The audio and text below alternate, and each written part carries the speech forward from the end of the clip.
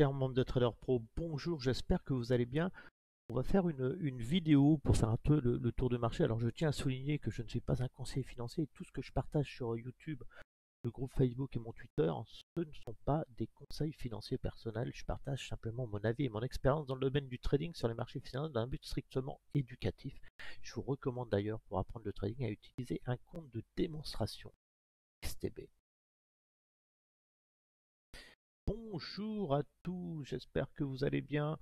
On va faire le point sur le marché parce que j'ai énormément de questions, de demandes pour voir ce que je pense des marchés financiers actuellement. Alors je rappelle pour tous ceux les nouveaux de notre communauté, hein, vous avez naturellement le groupe Facebook Trader Pro, mais aussi mon Twitter. Vous pouvez me suivre sur Twitter ici et vous pouvez aussi avoir accès au Facebook Trader Pro qui se trouve ici.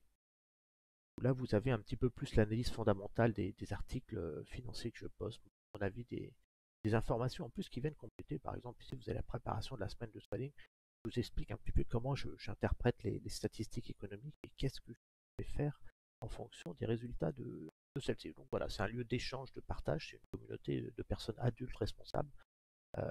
Soyez respectueux dans cette communauté. Tout le monde peut publier des articles, poster ses analyses. Voilà, par contre, on n'est pas là pour faire du racolage publicitaire sur des comptes Telegram ou WhatsApp pour vendre des formations au prix d'une fortune.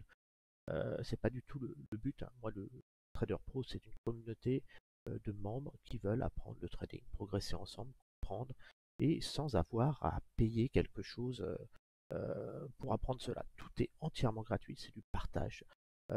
Et j'espère que ça peut vous aider.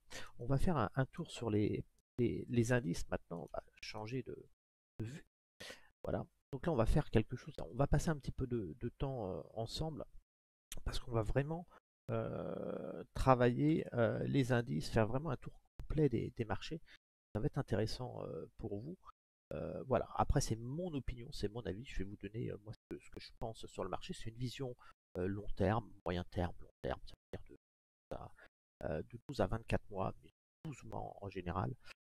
Donc voilà, après je ne vais pas insister sur tout ce qui est géopolitique, économique, vous savez mon avis, ceux qui lisent mes articles sur le Facebook Trader Pro, voilà, on a une situation économique qui est quand même particulière, on a une économie américaine qui reste robuste et stable avec des chiffres du chômage qui sont encore bons. On surveille bien sûr une hausse du chômage dans les mois à venir. Voilà. Après les chiffres du chômage aux États-Unis, comme je l'ai publié sur un article sur le groupe Facebook Trader Pro, il faut prendre ça avec des pincettes. Les chiffres sont toujours embellis. Le calcul du chômage aux États-Unis est un peu particulier. Voilà. Bon, pour l'instant, moi, vous le savez, j'estime qu'on est sur une bulle sur les marchés financiers, une bulle euphorique. Je l'ai expliqué dans mon dernier article sur le Facebook Trader Pro. Pourquoi j'estime qu'on est sur une bulle? Énormément de liquidités, le soutien des banques centrales, et puis on a vraiment une inconscience collective que le marché est persuadé que maintenant les banques centrales viendront toujours à la rescousse des investisseurs, ce qui n'est pas forcément le cas, comme on voit la dette des États qui est vraiment astronomique. On voit la situation de la France actuellement. Donc voilà, donc d'un côté on a des marchés actions qui flambent, qui achètent sans regarder le prix en levier. On a l'or aussi qui bat des records, qui flambe aussi, donc c'est un peu contradictoire l'or qui flambe. Donc on est vraiment sur des investisseurs d'un côté qui prennent énormément de risques pour aller chercher du rendement, d'autres qui vont acheter de l'or, qui font flamber l'or aussi pour de la sécurité. On a les obligations qui commencent à rebondir un peu. Et voilà, on a tout un cocktail un petit peu d'investisseurs qui sont un petit peu perdus. Et à un moment, ça va se prendre une claque. Et voilà, c'est pour tout ça qu'il faut se préserver. Alors, moi, je vais vous montrer ma méthode de trading. Alors, certains me suivent en trading live le soir.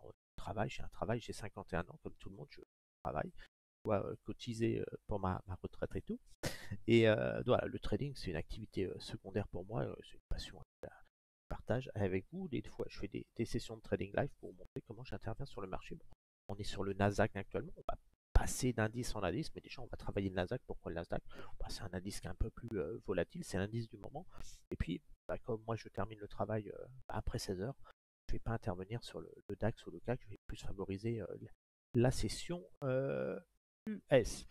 Le but du scalping, en fin de compte, c'est de vous faire une formation accélérée, en fin de compte, sur ma façon d'investir, de me positionner sur les marchés. Si je le faisais sur des graphiques mensuels comme on va le faire aujourd'hui, il faudrait des années pour comprendre comment ça se passe. Donc, on est sur des graphiques de quelques minutes, ben voilà, vous voyez plein de configurations techniques et ça vous permet de manipuler aussi les outils que j'utilise.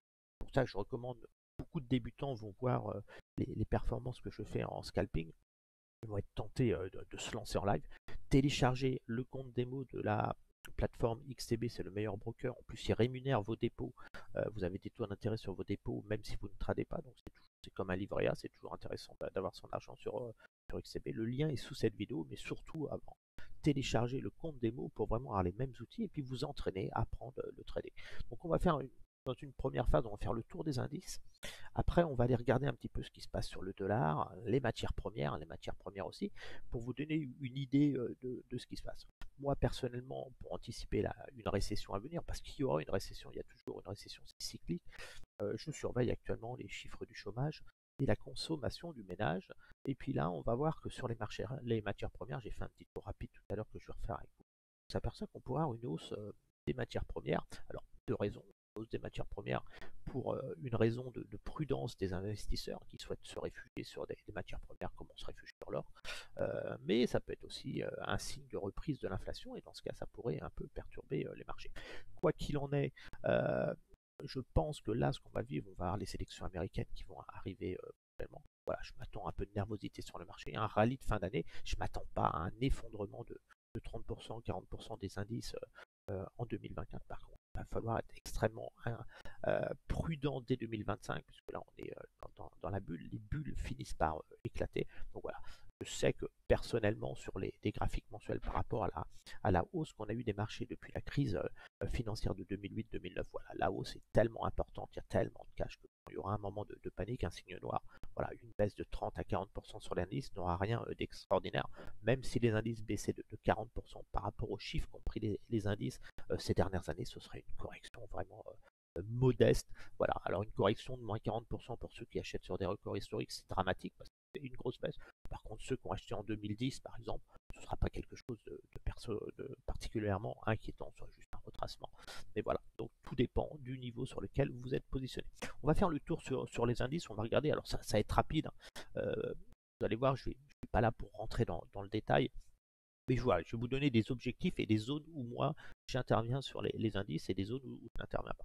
Là, on est sur l'Eurostock 50. Qu'est-ce qu'on s'aperçoit sur l'Eurostock 50? On voit que l'Eurostock 50, on était sur un premier mouvement impulsif et ma zone d'achat était ici. On voit que le marché est corrigé, mais il n'est pas revenu dans ma zone d'achat, ce qui n'a pas été le cas dans la phase précédente. Dans la phase précédente, on voit l'indice est revenu dans ma zone d'achat. Je rappelle que ma zone d'achat idéale, si on prend ce retracement, quand j'achète un indice, la meilleure zone d'achat se trouve ici.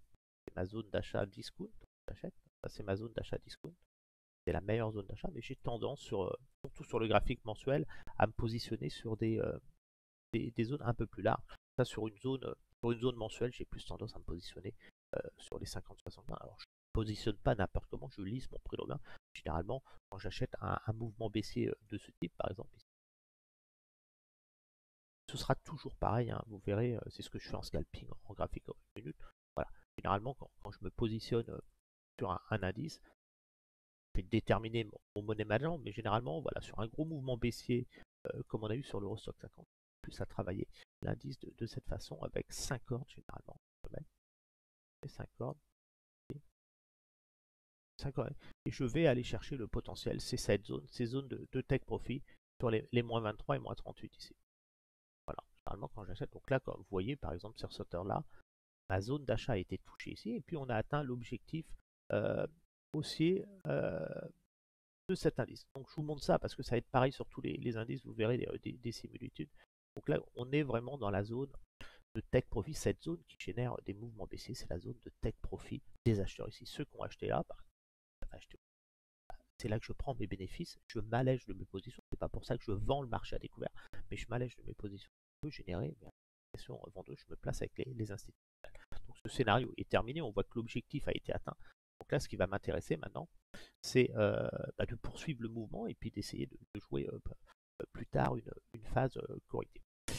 Donc ce retracement, il n'a plus lieu d'être, on va le supprimer. Je suis en train de surveiller moi ce retracement-là actuellement. Ici. C'est pour ça que vous voyez que cette zone ici, c'est exactement le même principe. pour moi, sur l'ensemble des indices et tout, c'est extrêmement délicat. Est-ce qu'on va avoir la capacité de poursuivre à l'autre? C'est possible. Avec le rallye de fin d'année, des élections américaines, ça va dépendre aussi de la géopolitique. Mais là, on est vraiment dans cette phase ici où on est peut-être en train de faire la dernière vague haussière. C'est pour ça qu'il faut être prudent sur les ventes, même si je reste euh, actif sur le marché. Je trade sur le court terme. Donc, très bien, c'est parce que je peux aller ici que je ne vais pas faire des ventes sur le terme et scalper le marché. Voilà. Et là, techniquement, j'aurais plus tendance à aller chercher ce niveau-là pour acheter cette zone là sur repli pour tenter cette zone-là. Et après, jouer un pullback sur la vague de Wolf ici, et puis jouer un mouvement correctif. Quoi qu'il en est, sur le long terme, le très long terme, là, je suis en des mouvements impulsifs. Pour moi, c'est évident que je vais englober cette zone ici. C'est que toute cette zone-là, entre le plus bas de 2018, cette zone-là et cette zone-là. Et pour moi, voilà, à un moment, les marchés, quand on aura un crack du marché, un éclatement de la bulle, on reviendra dans cette zone de marché. C'est ces zones-là que je vise pour revenir à l'achat très long terme sur le marché. J'attends vraiment une respiration du marché, un petit peu comme on était dans cette phase ici, ce plus bas ici. On prend ce bas, on attend toujours des phases de respiration de marché ici, on voit bien. Il revient à un moment, il revient chercher ces zones.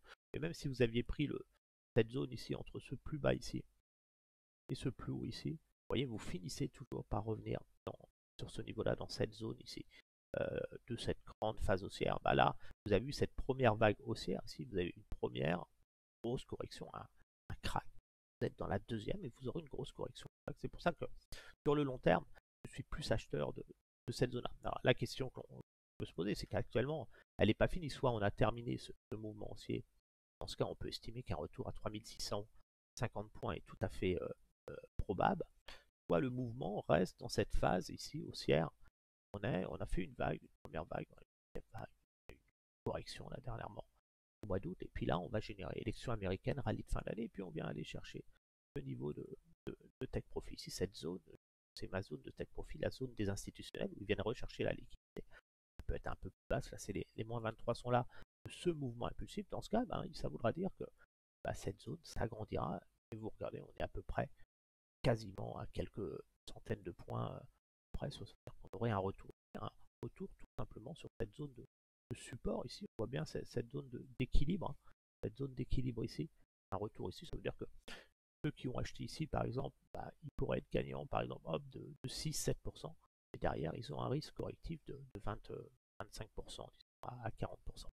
Et moi c'est plus ce scénario là que j'attends. Donc là pour l'instant ici, cette zone d'achat à bon compte de crack se trouve ici. Elle va évoluer avec le temps en fonction des plus hauts du marché. La question c'est, est-ce qu'on est en train de faire cette cinquième vague? On ne le sait pas, on le saura après. Par contre c'est évident que si on avait cette impulsion dans cette zone-là, on sait qu'on sera à un excellent niveau de short pour aller chercher une correction, un cycle correctif récessionniste sur l'économie, un cycle un peu plus profond. Donc voilà, pour l'instant, le risque sur le marché, c'est de toute façon perdre 27%. Idéalement, si on venait dans cette zone, ce serait une baisse de 31%. Alors, quand on a un crack boursier, on ne sait jamais où on s'arrête. On peut s'arrêter ici, ici, ici. C'est pour ça que c'est important d'acheter toute cette zone en lissant son prix de revient. C'est juste que, bien sûr, si un jour ça revenait là, imaginez l'opportunité historique que vous aurez d'acheter. Parce que je rappelle qu'un indice qui perd 40% depuis son record historique, si c'est ça, c'est le record historique, un indice qui perdrait 40% depuis son record historique, ici par exemple, ça veut dire qu'il reviendrait à 3050 points, rebondira toujours au minimum d'autant, ça veut dire qu'il rebondira au minimum de 40%, ça veut dire qu'il rebondira au minimum à 4300 points, si on passe sur ce départ. Voilà, c'est juste pour refaire un point, sachez que tous les indices vont revenir, ils sont en train de faire peut-être la dernière vague, tous les indices reviendront dans cette zone-là. On est dans le dernier cycle impulsif avant une récession économique de grande ampleur, c'est normal.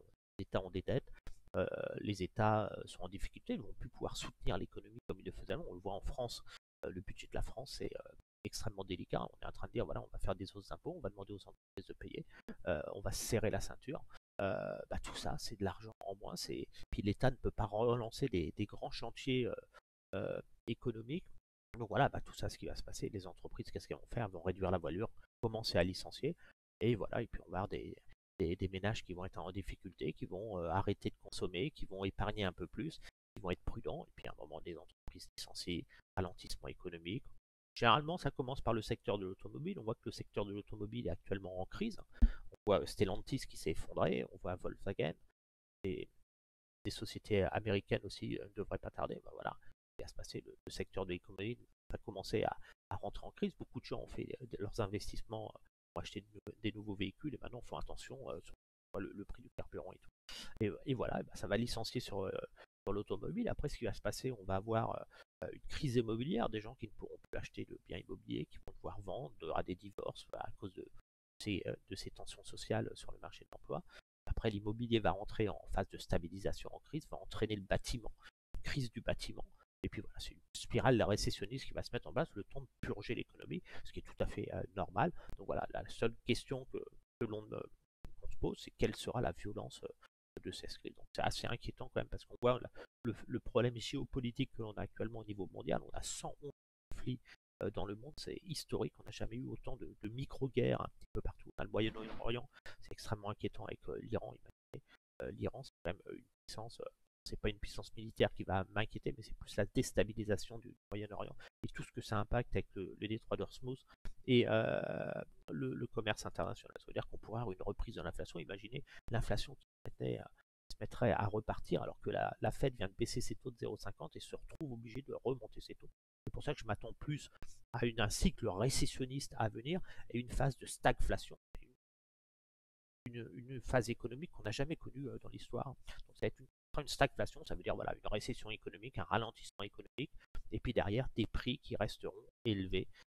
Donc voilà. Je rappelle aussi que l'inflation a fortement baissé pour certains biens et tout. Donc l'inflation qui baisse, c'est dû de la rentrée d'argent en moins pour les entreprises. Je rappelle que toutes les entreprises ont annoncé des résultats astronomiques pour les années à venir parce qu'elles se basaient sur les prix de vente qu'ils appliquaient à leurs clients. Et voilà, si les prix baissent, si l'inflation baisse, les prix baisseront, il y aura moins de rentrée d'argent, il faudra faire plus de volume. Donc pour ça, je m'attends à des profit warnings sur de nombreuses valeurs. Mais ça, on aura le temps de revenir là-dessus. Ça, vous aurez des articles sur le Facebook Trader Pro. Là, ce qui nous intéresse, voilà, c'est voir où est-ce qu'on peut acheter les indices et où est-ce qu'on prend ses bénéfices sur les indices. Là, on va accélérer un petit peu parce que j'ai pas envie de vous prendre toute votre dimanche. Je me suis levé de bonne heure ce matin pour vous, pour faire ça. Et j'espère que ça va pouvoir vous aider. Donc voilà, donc retenez qu'on a une vague, deux vagues. La question que je me posais, c'est est-ce qu'on était dans ce scénario-là ici? Est-ce qu'on a... C'est pas encore validé ici, donc ça on va le supprimer, on aura le temps d'y revenir. Mais voilà, la difficulté qu'on avait, c'est voilà, est-ce qu'on a fait une vague, deux vagues, trois vagues, et que là on rentre dans le cycle baissier. Personnellement, cette vague 4 est inférieure à la 1, je n'y crois pas. Je pense qu'on peut, on a les élections américaines, on a quand même une économie qui se maintient. Je pense que le marché peut encore s'accrocher à l'autre, donc je vais conserver ce scénario sur les indices avec une poussée. Alors, cette vague 5, elle peut s'arrêter ici, mais techniquement, vous allez voir que moi, j'ai des indications qui me permettent d'avoir des cibles par rapport à ma façon de trader. Et ce sera toujours le même principe. Donc là, qu'est-ce qu'on a eu dernièrement? On a eu ce premier mouvement impulsif ici. Je vous le fais sur l'Eurostoxx 50, mais ça marche sur tous les indices. On voit zone d'achat dans cette zone. Le Tech Profit a été acheté. Regardez, la zone de liquidité a été atteinte. C'est-à-dire que les institutionnels liquident leur position, s'allègent de leur position.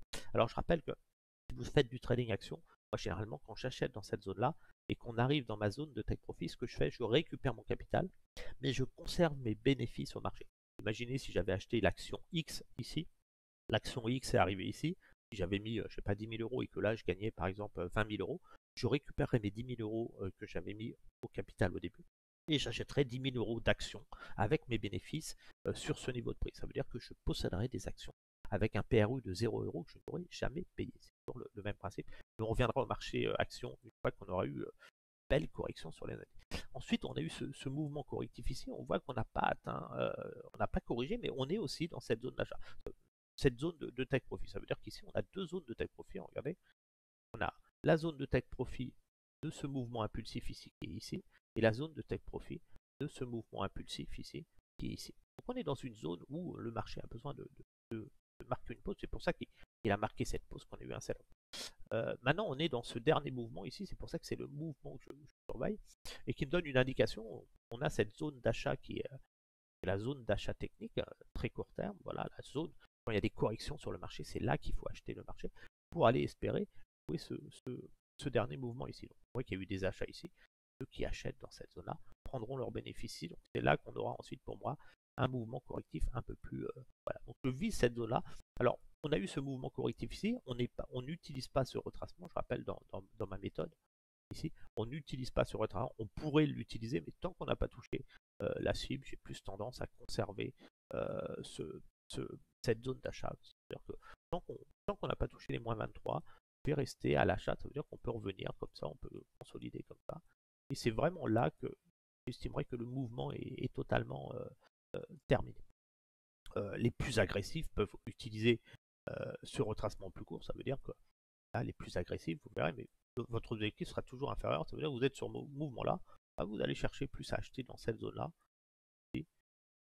Laissez traîner des heures là pour aller chercher le take profit ici. Là, on est sur du mensuel. Le but, c'est d'avoir une vision plus globale du marché. Donc voilà, donc pour l'instant la tendance haussière est toujours bien présente. Pour vraiment casser cette tendance haussière, il faudrait casser ce niveau-là ou atteindre ce niveau-là qui sera un excellent niveau. Quand on aura atteint ce niveau-là, qu'est-ce qu'on fera? Ça va être un retracement par exemple. Et là on saura que notre zone de stop c'est ce niveau-là et si ça casse, on sera acheteur ensuite de cette zone-là pour aller plus haut. Mais pour l'instant on est dans ce scénario-là. La tendance reste toujours haussière, donc c'est la cible. Pour l'Eurostoxx 50, on va aller accélérer un petit peu. Donc moi ici c'est des zones aussi, je rappelle, quand on atteint sur ce mouvement impulsif les acheteurs, quand on arrive dans ces zones là c'est des zones où j'ai envie de vendre, un petit peu comme cette zone ici quand on était sur ce mouvement impulsif ici, voilà, quand on arrive dans cette zone j'ai envie de shorter, c'est toujours intéressant, ou même cette zone, ce mouvement impulsif ici, on voit sur ce mouvement impulsif ici, on voit que la zone d'achat est arrivée. Quand on se rapproche de cette zone, c'est plus des zones un peu délicates. On va accélérer maintenant sur le CAC 40. Le CAC 40, je reste acheteur de cette zone sur un plan technique, ici, cette zone, pour viser cette cible-là, pour jouer pareil, un mouvement haussier sur ce niveau-là. Attention cependant, on est sur une pression vendeuse, donc sur le très court terme, on voit que sur le très court terme, je tente quand même des petits shorts de hedging de couverture. J'ai tendance à vendre cette zone pour jouer une accélération, aller chercher la buy side liquidité. Mais voilà, tant qu'on reste au-dessus de ce niveau-là, la zone d'achat reste ici pour aller chercher, casser les plus hauts et aller tendre là-dessus. C'est le scénario. On est en mensuel, ça ne veut pas dire que sur le court terme, regardez, sur le court terme, on peut engager des ventes ici, pas sur le court terme. On est sur ce mouvement impulsif baissier ici, on prend en weekly. Donc ça ne m'empêche pas de faire du trade à la vente. Des fois je scalpe, on ne va pas monter comme ça. On est sur ce mouvement impulsif, donc j'ai tendance à shorter cette zone-là. Cette zone de vente ici. La zone de vente, là on a une zone de vente totale. Ici. Cette zone de vente totale. Hop là. En rouge. Ici, mais vous avez la zone discount qui est ici. Donc techniquement, ce qu'il faut bien maîtriser, c'est que les vendeurs à découvert, ils vendent cette zone-là pour aller chercher la liquidité, la sell side liquidité ici. Ils essayent de casser cette zone d'achat. Eux, les acheteurs, ce qu'ils cherchent à faire, c'est ça. Clairement, vous devez choisir votre camp. Donc là, c'est un rebond. Les acheteurs, eux, ils cherchent à faire à casser la zone, aller chercher les plus hauts et puis aller chercher cette zone que je vous montrais tout à l'heure. Les vendeurs, eux, qu'est-ce qu'ils essayent de faire? Ils essayent de vendre cette zone ici pour aller chercher, casser cette zone et aller chercher la liquidité ici pour ensuite rebondir et après peut-être inverser la tendance. Voilà. Donc gardez à l'esprit que tout ce que je vous montre là en mensuel, c'est la stratégie du mouvement actuel long terme. C'est vraiment des mouvements long terme. Ça veut dire qu'actuellement, voilà, même s'il y a des corrections, la dynamique est là. Ça veut dire que quelqu'un qui fait du trading long terme à l'achat a plus tendance, surtout s'il a acheté dans le bas, dans tous ces niveaux-là, il a plus tendance à chercher à se renforcer ici et aller chercher cette zone d'achat. Sur le DAX, on va accélérer. DAX, on est toujours sur ce mouvement impulsif. Le DAX n'est pas revenu tester la zone d'or d'achat.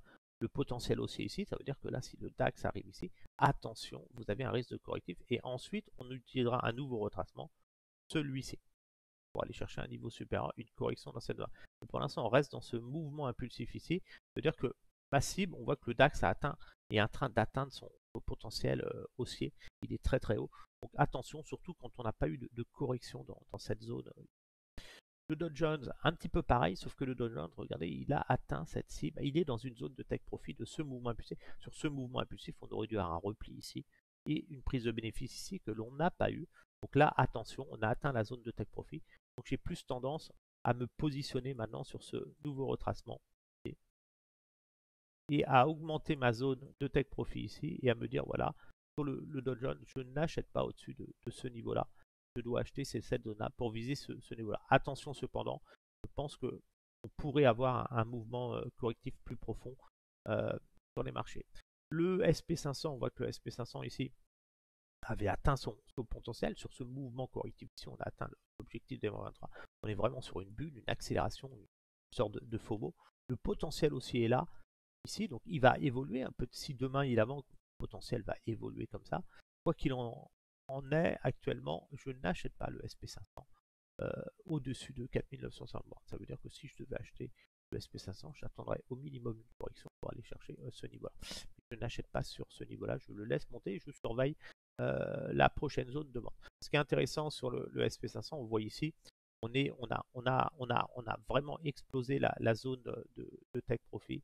On est vraiment, regardez, on est typiquement dans la zone, ceux qui ont acheté ce mouvement correctif ici, on est dans le haut de cette zone. On voit vraiment qu'on est dans l'excès, ceux qui ont acheté. Ils ont tout intérêt de s'alléger de leur position. Donc je ne serais pas surpris d'avoir quelques mois baissiers à venir sur le SP500. Donc là, pour l'instant, on n'achète jamais dans le haut d'une impulsion haussière. On attend toujours la phase corrective. Voilà. Pour l'instant, on est là. J'attends la prochaine correction sur le SP500. La prochaine correction, c'est cette zone-là que je surveillerai. Sur le Nasdaq, pareil, on voit qu'on a eu cette impulsion haussière. On est peut-être dans ce mouvement ici, ce mouvement ici héliotiste. On est peut-être dans ce mouvement-là et d'aller chercher ce niveau-là. Alors ce niveau-là, il est connu tout simplement avec cette impulsion haussière. On voit qu'on a eu, ce serait la fin de la vague 5, se trouverait par exemple ici. Hein. Là, qu'est-ce qu'on a eu? On a eu la correction. Regardez sur ce mouvement bougie rouge, on a eu ce mouvement, la correction. C'est là l'objectif. Voilà. Pour l'instant, tant qu'on n'a pas touché ça, cette zone reste la zone de support la plus probable. Mais surtout, ne pas acheter ici. Après, sur le plus court terme, les gens peuvent faire des achats techniques. On trade l'indice, nous, comment dire, en scalping. Voilà, on est en train de surveiller cet indice. On a eu un mouvement, une vague, deux vagues, trois vagues, un beau rebond, deux rebonds. Là, je suis plus en train de surveiller le mouvement correctif ici, le prochain mouvement correctif.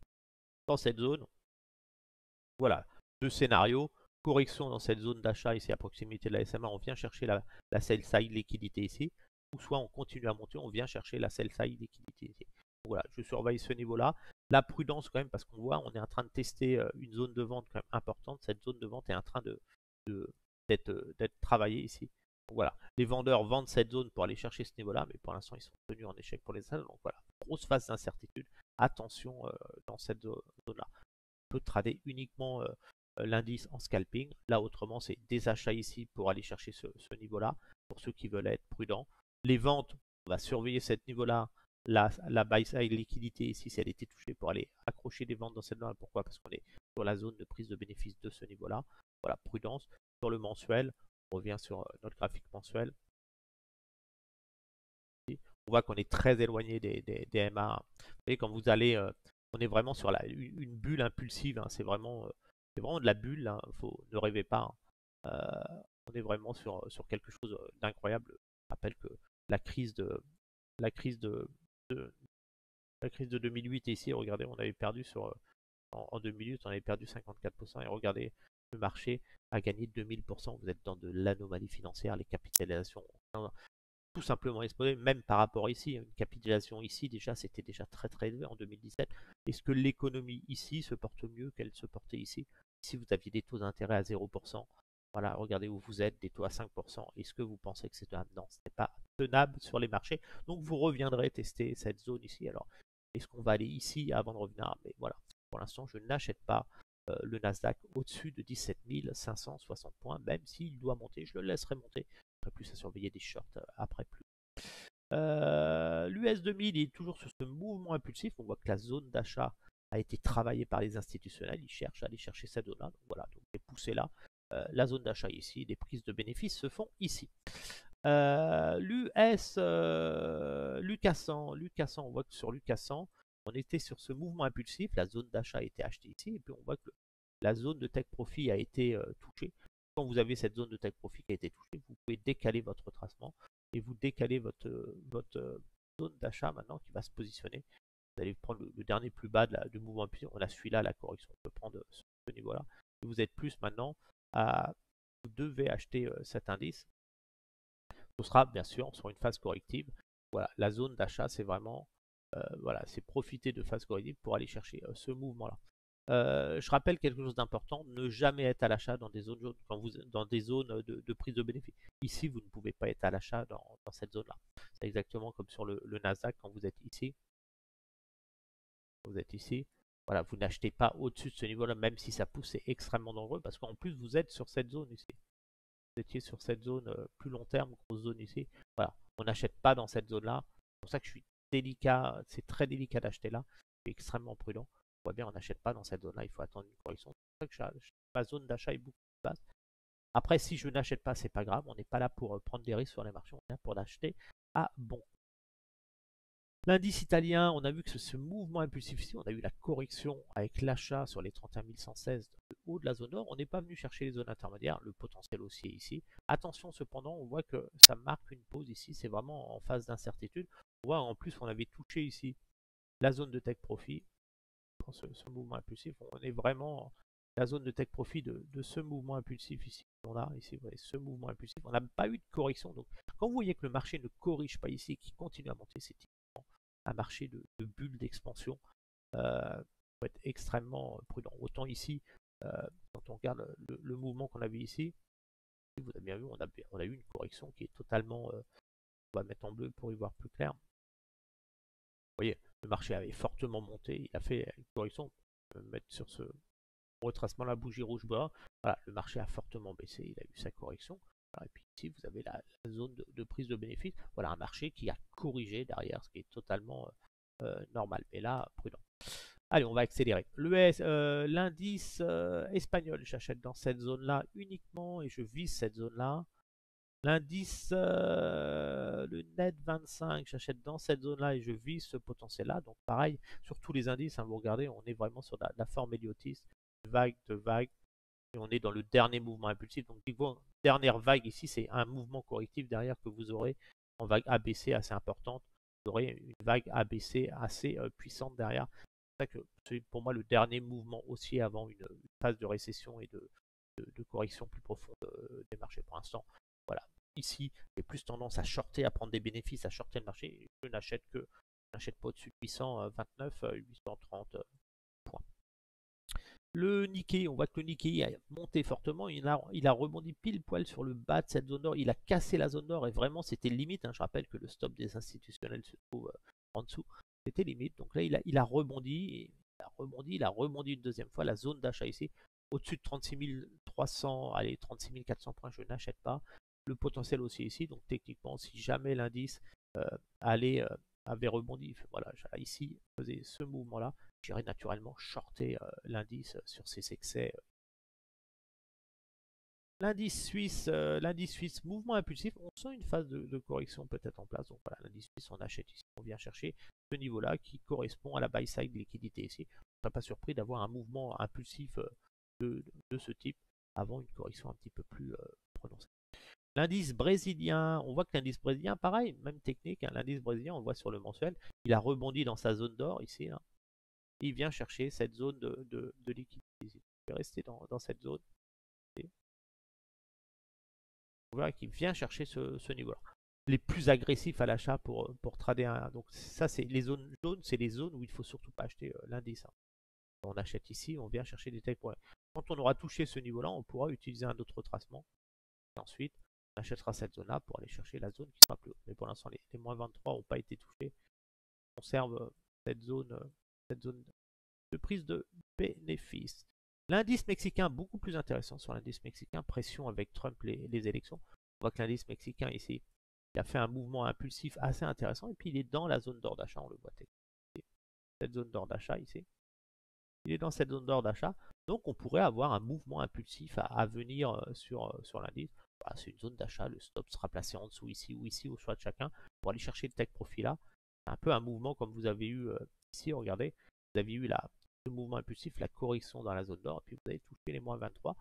simplement vous êtes obligé ensuite de décaler ce retracement pour jouer. Bah voilà, regardez le niveau ici a été touché à quelle fois. Ceux qui ont eu la chance d'acheter là, vous pouvez mettre un stop win et puis aller chercher des niveaux supérieurs. L'indice chinois beaucoup plus intéressant.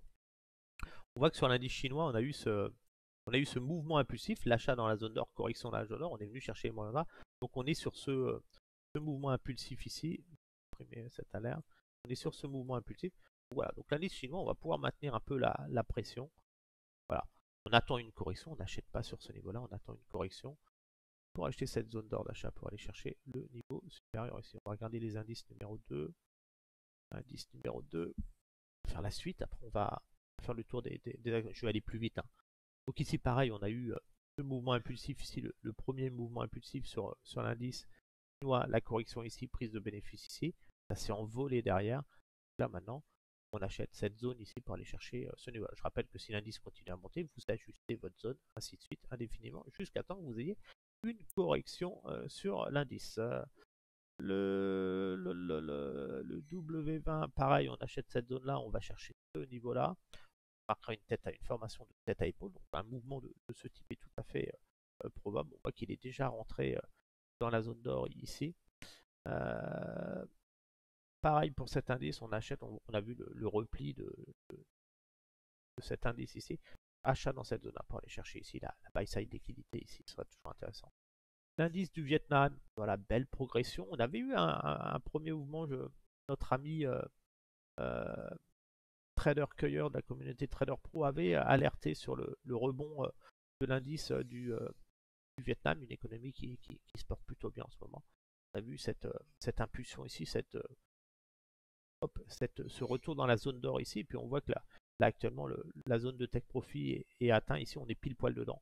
Voilà, donc il est temps de corriger dans cette zone-là, il est temps de prendre quelques bénéfices et de vous replacer sur la prochaine correction. C'est vrai que je suis actuellement, juste voyez l'indice dans cette phase sur ce mouvement impulsif, je serai plus à l'achat ici pour aller chercher le niveau supérieur. Le SG20, pareil, on a eu ce mouvement impulsif, grosse correction dans la zone d'or, on voit que le plus bas de la zone d'or a été touché. Voilà, on voit qu'on a touché le potentiel aussi, les moins 23 ont été touchés, donc on va décaler ce retracement maintenant. On va se positionner sur celui-ci et avec une nouvelle cible un petit peu plus intéressante, cette cible-là. Donc on est plus à l'achat dans cette zone-là pour aller chercher la buy side liquidité au-dessus de ce niveau-là. Hong Kong, même scénario, on voit Hong Kong, les indices chinois ont fortement monté. Prudence, n'allez pas acheter les indices chinois sur ce niveau. La zone d'or a été achetée, la take profit a été fait. On est sur ce deuxième mouvement impulsif, donc là, même scénario, on achète cette zone d'or pour aller chercher ce niveau-là. On n'achète surtout pas ici au niveau de la buy side liquidité parce que vous allez avoir une correction à un moment. Sur cet indice intéressant aussi, on voit qu'on a eu si on prend la grande vague, je prends toujours les plus bas et les derniers plus hauts ici, on a eu cette vague, on a eu ce mouvement impulsif ici. Hop. Ce mouvement impulsif ici, puis une correction dans la zone d'or, et puis on a atteint le take profit. On n'a plus intérêt d'utiliser ce retracement-là, on va utiliser cette zone d'impulsion ici qui nous donne quelque chose de plus intéressant. Un retour dans la zone là, c'est une zone d'achat pour tenter des accélérations au-dessus de ce niveau. Un petit tour sur le dollar et on va accélérer, on va regarder les matières premières pour voir que maintenant qu'il y a des tensions qui se passent sur les matières premières qui pourraient générer une hausse de l'inflation. Donc là, on voit bien qu'on est sur l'impulsion baissière du dollar, une zone de vente ici. Le dollar vient chercher cette zone-là. On reste quand même dans la zone d'achat d'or ici, de grands mouvements impulsifs. Donc attention sur le dollar, ce qui peut se passer sur le long terme, c'est que là, le dollar, il fait un mouvement correctif ici. Il vient chercher la zone d'or pour aller chercher la zone de take profit plus long terme, c'est-à-dire un effondrement de l'euro derrière. Là, on est dans la zone de vente ici. On vient chercher ce mouvement ici, donc il faudra surveiller cette zone. Voilà, donc poursuite de la baisse du dollar. Ça veut dire soutien des indices, si le dollar baisse, les capitalisations s'ajustent, ça veut dire que les marchés US ont plus tendance à monter. Par contre, regardez si derrière le dollar se mettait à revenir dans cette zone-là et avoir un potentiel aussi ici, imaginez l'impact qu'il y aurait sur les marchés boursiers américains, les capitalisations s'ajusteraient comme le cours de l'or baisserait aussi fortement pour s'ajuster au dollar. On va regarder vite fait maintenant sur le côté, on va faire les matières premières. Ça va vous donner une idée de l'inflation, ce qui peut se passer sur les matières premières. Ici. Ok. Matières premières, voilà, on voit que l'or est toujours sur ce mouvement impulsif ici. Attention sur l'or quand même, quand on regarde ce grand cycle haussier ici. On voit que sur l'or, on a carrément explosé la zone de take profit, la zone d'achat était ici. Donc là, sur l'or, je n'irai pas me risquer à acheter de l'or sur ce niveau-là. J'aurais plus tendance à profiter d'une respiration de marché dans cette zone-là pour aller chercher le take profit ici, à mon avis. Sur le gold, on voit que le gold est un mouvement impulsif. On a eu la correction dans la zone d'or, la cible est ici. Voilà, si on a une poussée ici, il faudra décaler son retracement et s'attendre à une correction technique. Platinium, des signes de reprise sur le platinium, mais ça reste quand même un marché un petit peu mou. On voit sur le platinium, sur ce mouvement impulsif, on a un retour dans la zone d'or ici. Il y a eu des achats qui ont été faits. La cible, c'est ici. Sur le pétrole, toujours sur pression. Le pétrole, on a eu un premier mouvement impulsif ici qu'on voit à la baisse. On voit quand il y a eu ce mouvement impulsif, la zone d'or a été vendue, on est venu chercher le take profit. On est dans ce mouvement-là. C'est un peu étrange de voir là la zone de vente ici. Les acheteurs, les vendeurs à découvert cherchent à prendre leur take profit ici. C'est un peu particulier de voir le pétrole baisser, mais alors qu'on a des tensions sur le marché du pétrole. Mais c'est aussi lié au ralentissement économique sous-jacent que les statistiques ne reflètent pas encore. Je rappelle qu'il faut du temps avant qu'une récession se mette en place. Donc, voilà. Le prix du pétrole, voilà, le plus intéressant sur ce grand mouvement impulsif, c'est les 37-32. Si un jour vous voyez le pétrole tomber ici, ce serait intéressant. Le Natgas que j'avais recommandé à l'achat, que j'avais insisté en 2024, il y a eu ce mouvement impulsif, la baisse ici qui permettait d'acheter. Je rappelle que quand on était ici, je vous disais d'attendre la correction dans la zone d'ordre d'achat pour cibler cette zone-là. On est toujours dans ce mouvement ici pour aller chercher les 3,54, la buy side liquidité au-dessus de ce niveau. Sur le cuivre, toujours dans des mouvements d'impulsion. On est sur des mouvements d'impulsion. Voilà, la zone d'ordre d'achat, la zone d'achat se trouve ici pour aller chercher la buy side liquidité au-dessus, les take profit dans cette zone-là. Donc attendez-vous à une hausse du cuivre. Hein. On voit le cuivre, le gaz, ça commence à monter. On voit aussi le zinc. Regardez le zinc, la reprise en Chine sans doute. Le zinc commence à remonter avec une cible dans cette zone-là, zone d'achat pour aller chercher ce niveau-là. L'aluminium aussi, on voit un rebond assez marqué du marché de l'aluminium après une forte correction dans la zone d'ordre d'achat. On voit qu'il y a eu un départ haussier en direction de cette cible.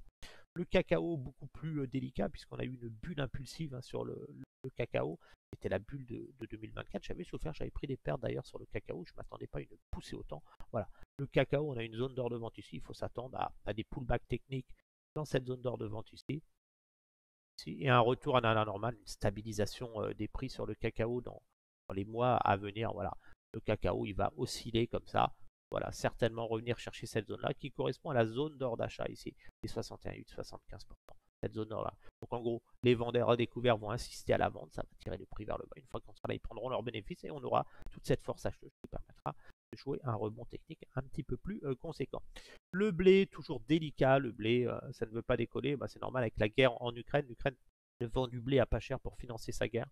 Les États-Unis produisent, le pétrole baisse, donc si le pétrole baisse, la production du blé est moins coûteuse, donc les prix baissent. Voilà, je ne serais pas surpris d'avoir un nouvel échec sur le blé dans cette zone-là et d'aller chercher cette cible qui serait un prix extrêmement intéressant, un petit peu comme sur le Natgaz. Donc voilà, c'est la cible que je vais surveiller à long terme. Pareil ici sur les matières agricoles, on voit bien que le maïs, pression baissière sur le maïs pour aller chercher cette zone. C'est cette zone que je vais surveiller pour faire des achats techniques dans les mois à venir. De même sur le soybean ici, vente ici pour aller chercher ce take profit. Ici, rebond technique en cours certainement dans la zone d'or pour le soy oil. Ici, voilà, mais la pression baissière devrait se poursuivre. Je m'attends à une nouvelle correction. Il faudra surveiller quand même ce retournement s'il n'y a pas une opportunité plus intéressante. Sur le sucre, on a eu ce grand mouvement impulsif, on revient dans la zone d'or de vente. Je m'attends quand même à un retour sur le sucre sur ces niveaux, donc prudence d'avoir un échec ici. On verra des retournements baissiers sur des tendances plus courtes pour essayer de porter le sucre et jouer une forme de tête à épaule et revenir chercher sur ce niveau-là. Le coffee qui avait été recommandé par Trader Cueilleur de la communauté Trader Pro, on voit que le coffee a eu un gros mouvement impulsif. Il a atteint la zone d'or d'achat, mais il n'a toujours pas atteint les moins 23. Et puis on a ce nouveau mouvement impulsif. Ça veut dire que si on a vu une grosse correction sur le coffee, on n'hésiterait pas à aller chercher ce niveau-là pour aller chercher la buy side liquidité ici qui correspond à deux objectifs de ce premier mouvement impulsif et de ce second mouvement impulsif. Donc voilà, on n'achète jamais sur des niveaux effets. Vous avez la buy side liquidité ici, on vient chercher la liquidité, le marché corrige pour revenir chercher de la liquidité à l'achat pour aller chercher les objectifs supérieurs. Sur le coton, toujours une pression baissière sur le coton. On voit bien que cette zone, cette trendline ici est très intéressante. On va plus chercher, on s'attend quand même à une poussée sur le coton ici pour aller, mais voilà, le prix qui m'intéresse plus c'est les $54. sur le coton. On va faire un petit tour maintenant sur les obligations. Les obligations, c'est quand même intéressant ce qui se passe. Sur les obligations, on a le bond à 10 ans. On a eu ce premier mouvement impulsif. Là, ça, dans la zone d'or, on vient chercher ce niveau-là. On reste à l'achat. Je vis ces scénarios-là avec la baisse des taux US. Vous attendez une poussée des obligations qui offrent des rendements bien meilleurs aux actions. Il y a des obligations qui offrent des rendements de 5,50% actuellement. Donc ici, on a vu cette première impulsion, achat dans la zone d'or. Le tech profit a été touché sur les mois 23,6. On vient chercher derrière ce nouvel mouvement haussier. Ça veut dire que là, on vient chercher la correction. On va aller chercher cette zone-là sur les T-notes à surveiller. C'est pareil sur le chart. Ici, on vient chercher ce niveau-là pour aller chercher ce niveau-là. Les émissions carbone, attention, on a une pression ici. On voit que cette zone d'or de vente sur ce mouvement impulsé, je ne serais pas surpris de voir les émissions carbone retomber ici. Donc, par contre, ce qui est intéressant, c'est de surveiller ce niveau. C'est pour ça que j'ai une alerte sur cela. Donc, voilà, attention, c'est très volatile ce niveau. Le V-Stock, l'indice de volatilité européen. Donc voilà, prudence, on est dans une zone d'or d'achat, on a une grosse impulsion. Ce qui m'intéresse, c'est le potentiel haussier de cette impulsion. C'est ici, c'est une très belle zone de prendre des bénéfices, voire de surveiller des signaux de short, comme sur le VIX ici. Sur le palladium, un petit mouvement, des petits signes de reprise, mais on reste toujours sous la pression d'une zone d'or de vente. Donc il faudra vraiment surveiller la cassure de la zone d'or de vente prochainement. On a fait quand même un plus haut ici, donc c'est un peu délicat, je reste à l'écart. Ici, vraiment, ce sera un prix bradé, j'y crois pas trop. Voilà, phase de range à surveiller. Sur le cattle, on voit bien que cette zone d'achat fait office pour avoir des accélérations dans cette zone-là. Les Lindhog, ici, zone d'achat, donc plus intéressant, on a eu quand même une belle correction. Ici, on voit qu'on est sur le bas de la zone d'or, donc des achats peu risqués ici avec un stop en dessous. Pour aller chercher ce niveau-là, à surveiller. Attention cependant, avec la baisse des cours de pétrole, tout ce qui est pris à la production peut baisser.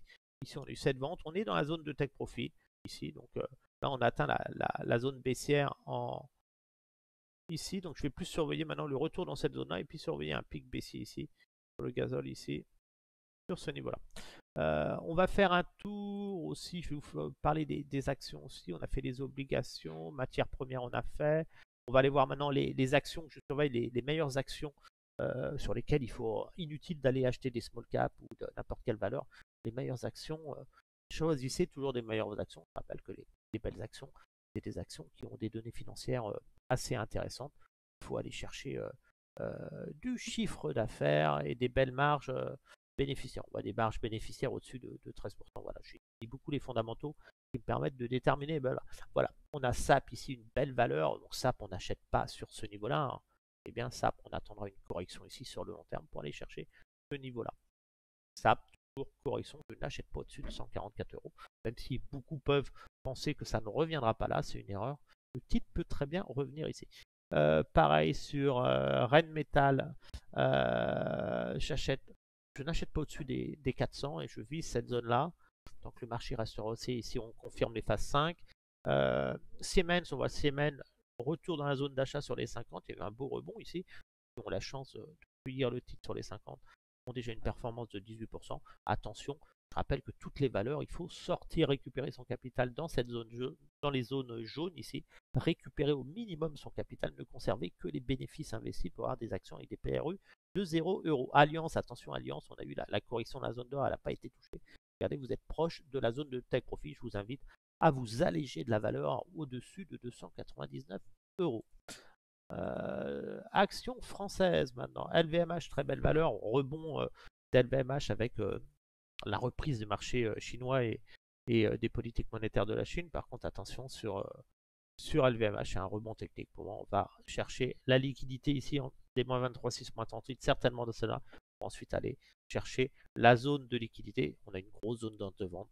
Les vendeurs sont là pour aller chercher la liquidité. C'est un rebond technique en direction des 737, 757 $. Hermès rebond dans la zone d'or d'achat. Hermès, valeur beaucoup plus solide que LVMH, même si LVMH est une belle valeur. Voilà, elle va, la zone d'or d'achat, ici, on va chercher à aller casser les plus hauts ici pour aller chercher cette zone-là. Attention en cas d'échec, si on n'arrivait pas à parvenir. Du retournement de tendance derrière, on n'achète pas Hermès au-dessus de 2038 euros. Christian Dior, toujours dans un mouvement impulsif baissier. On voit que le mouvement impulsif baissier de Christian Dior ici a été touché. On a atteint les moins 23, donc on n'a plus intérêt d'utiliser cette zone maintenant. On va juste décaler notre zone. va nous permettre de déterminer une zone de vente maintenant et un nouvel objectif, création d'heures. Voilà, le même à tout. Voilà, donc là, on attend un pullback technique ici, et puis un risque d'aller chercher ce niveau-là. On a fait un plus bas par rapport à celui-là, un plus haut qui est moins haut que celui-là. On est dans une tendance baissière. Le risque actuellement, c'est d'avoir ce mouvement correctif à venir. Rebond technique, pourquoi il faudra vraiment surveiller les tendances hebdomadaires. Ici, on le voit bien, on a un mouvement technique, on a un breaker block ici qui est assez intéressant. Cette cassure ici, donc voilà, ça confirme un petit peu mon scénario. Par contre, on n'achète pas ici. Ceux qui veulent jouer le pullback technique dans la zone d'or pour aller chercher ce niveau-là, il faut naturellement utiliser une zone d'or d'achat qui est ici. Ça veut dire que j'aurai plus tendance à jouer ce scénario-là. Ça veut dire profiter d'une correction dans la zone d'or ici pour aller chercher du take profit, rentrer dans la zone d'or de vente et ensuite aller chercher ce niveau des 476. Ça veut dire que ceux qui achètent là, récupérez votre capital ici, vous conservez vos bénéfices investis ici. Ça veut dire que si le titre baisse ici, bah, vous avez des actions avec un pay que vous n'avez jamais payé, mais ne gardez pas votre capital ici. Vous êtes sur la zone de take profit des acheteurs ici et en plus dans une zone d'or de vente, donc soyez prudents. À surveiller dans les jours et semaines à venir. On va remettre en mensuel. L'Oréal, pareil, on voit que L'Oréal est. On a la zone d'or d'achat L'Oréal, on n'a pas touché les moins 23, donc j'ai tendance à maintenir une pression à l'achat ici, dans cette zone ici. C'est des belles valeurs, hein, c'est des valeurs qui ne feront pas faillite. C'est pour ça qu'il faut savoir acheter le titre. On est sous une pression vendeuse ici. On voit que L'Oréal ici, vraiment sur une pression vendeuse. Voilà, mettez toujours des zones d'or de vente, ça vous permet d'éviter de payer trop cher. Voilà, on n'achète pas L'Oréal au-dessus de 413. On doit acheter L'Oréal, c'est dans cette zone-là. Ce mouvement, on a eu un beau mouvement baissier, donc attention, on pourrait revenir tester le bas de cette zone d'or avant d'aller chercher ce niveau-là. Difficulté sur le luxe, hein, sur les marchés français, c'est normal. Ils vont être à contribution pour payer les impôts. Total, attention, Total, avec le prix du pétrole, la guerre au Moyen-Orient, c'est tentant d'acheter. Voilà, en tout cas, Total est dans la zone d'or d'achat. Le potentiel haussier est 73, 74. Attention, au-dessus des 60 $, vous payez cher le titre quand même. Air Liquide, on voit qu'Air Liquide est en train de rebondir dans la zone d'or d'achat. Le potentiel haussier est de 208 €. Schneider, grosse montée de Schneider, on l'a vu tout à l'heure, on n'a pas eu la correction sur. Là, c'est Schneider en euros. On a eu la correction. Voilà, Schneider, je suis acheteur sous 186 pour viser cette zone-là sur le long terme. Essilor, belle valeur. On voit que Essilor, sur ce mouvement impulsif, est revenu chercher toute la zone d'or d'achat au mois d'août. Cherche à atteindre 227. Il faut naturellement s'alléger de la valeur. Safran, une belle poussée sur Safran. On sent, voilà, Safran, j'achète au niveau des 155 $ pour une cible de 249. Je n'achète pas sur ces niveaux de marché. Ici, on a bien sûr Thales, mouvement correctif sur Thales ici. Thales, voilà, on n'achète pas ici, on achète dans la zone d'or. Donc là, c'est une zone d'achat pour aller chercher les 184. Saint-Gobain, mouvement correctif sur Saint-Gobain sur les 50. Le potentiel, c'est 90. Je n'achète pas au-dessus de 65 €. Capgemini est en train de rebondir dans la zone d'or d'achat sous les 190. Et voilà, il était acheté entre 190 et 171. Un potentiel de 245 €, la zone de récupération de capital pour acheter des actions avec les bénéfices et avoir un prix de revient de 0 €. Kering, toujours en difficulté. Kering, on est sur ce mouvement impulsif sur Kering. J'avais recommandé la vente. On a vu une tête à épaule ici, une tête à épaule qui était quand même. C'est toujours facile les têtes à épaule une fois que le mouvement est fait. Voilà, vous avez une structure de marché un petit peu baissière.